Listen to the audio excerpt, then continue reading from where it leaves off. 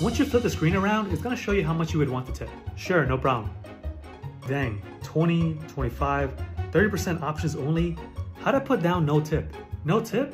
No one wants to work. A tip is the least that you can do. Well, maybe your boss should just pay you more instead of relying on tips. Then why aren't tips included in the price in the first place? To be honest, I really don't know. It's just the way we do things here. It would be nice if you leave a tip. And to answer your original question, I have no clue of how to put a $0 tip. Man, why does tipping gotta be so weird?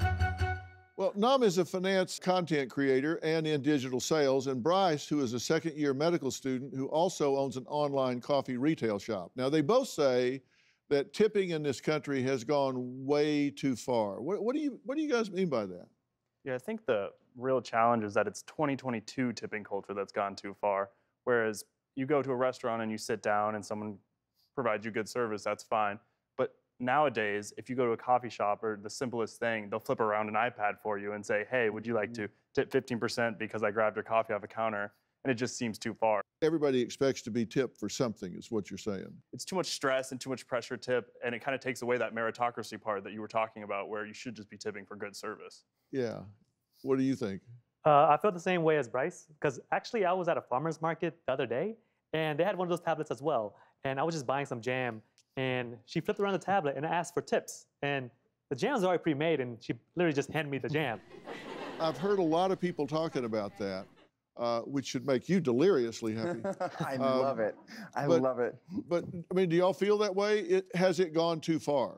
My sister does hair, so we've had this conversation several times because as a hairdresser, she feels she should get a tip.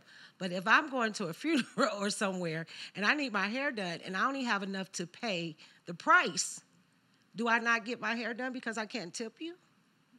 What if I only have enough of what you're charging me? I understand what you're saying, but you have to remember whenever you get a bill at a restaurant, speaking as a waitress, you get a bill, what's listed there is the food, the things that you've consumed, right? It's the price of the things that you've consumed.